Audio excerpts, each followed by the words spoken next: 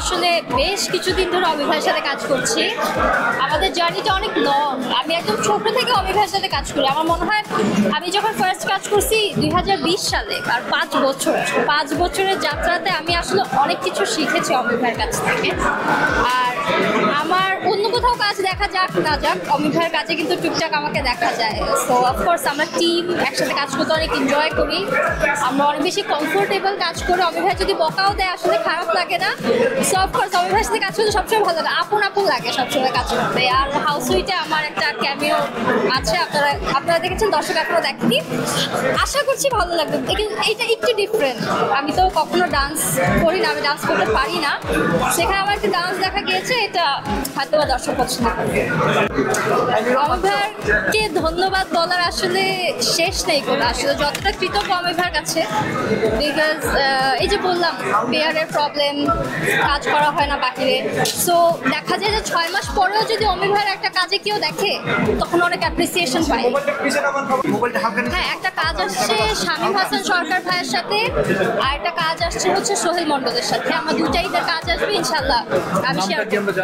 হ্যাঁ, একটা নাম হচ্ছে শুভ কাজে দেরি করতে নেই, আর একটা নাম এখনো ফিক্স হয়নি। ঈদের প্ল্যান বলতে এখন আসলে সিঙ্গেল করেছি, আমি কয়েকটা সিঙ্গেল করেছি, আগে করা হচ্ছে, ঈদেও কাজ করা হয়েছে। বাট আমার মনে হয় যে এখন আমাদের ইন্ডাস্ট্রিতে, এটা আপনারা সবাই জানেন, ইন্ডাস্ট্রিতে আসলে এক একজন পেয়ার আলাদা হয়ে গিয়েছে। কেউ আসলে নিজের পেয়ারের বাহিরে কাজ করতে চায় না। সো আমি একটা প্রবলেমে পড়ে গিয়েছি যে আমার কোনো পেয়ার নেই, সেই জন্য আমার কাজ খুব কম দেখা যায়। অমি ভাইয়ের কাজে দেখা যায় বেশি, তাছাড়া এই যে পেয়ারের অভাবে কাজ খুব কম করা হয়।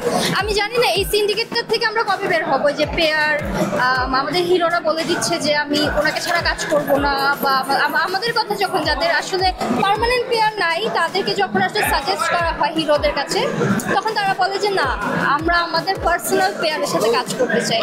সো আমি আশা করছি যে আগামী হয়তো বা কয়েক বছর আমাদের এই সিন্ডিকেট থেকে আমরা বের হতে পারবো। না হলে আসলে কাজ করা সম্ভব, এইভাবে আসলে কাজ করা সম্ভব না। বিকজ আমরা দেখেছি যে আমাদের অনেক গুণী অভিনেত্রীরা কাজ করতে পারছে না এই পেয়ারের কারণে, এই পেয়ারের প্রবলেমটার কারণে। সো আমি আশা করছি যে এখান থেকে আমরা বের হতে পারবো। আমি হলো সেলিব্রিটি না। আগের ঈদ আমি জানি না, আগে আমরা যখন ছোট ছিলাম তখন আমরা ঈদে অনেক এনজয় করতাম, আমরা সালামি পাওয়াটা এনজয় করতাম, নতুন জামা পরাটা এনজয় করতাম। বাট আস্তে আস্তে যখন আমরা বড় হয়ে যাচ্ছি, এখন আর আমরা এই জিনিসটা আসলে এনজয় করি না। আমি জানি না, এটা হয়তো বয়সের সাথে সাথে হয়ে যায়। বিকজ আমরা যখন ছোট ছিলাম তখন বড়দেরকে শুনতাম যে তাদের ঈদ ভালো লাগে না, বাট আমাদের তো ভালো লাগে। তো এখন এই অবস্থা আমাদের হয়েছে, আমাদের ঈদ ভালো লাগে না। এটা বলা যাবে না, এটা একটু বলা যাবে না, এটা থ্যাংক ইউ।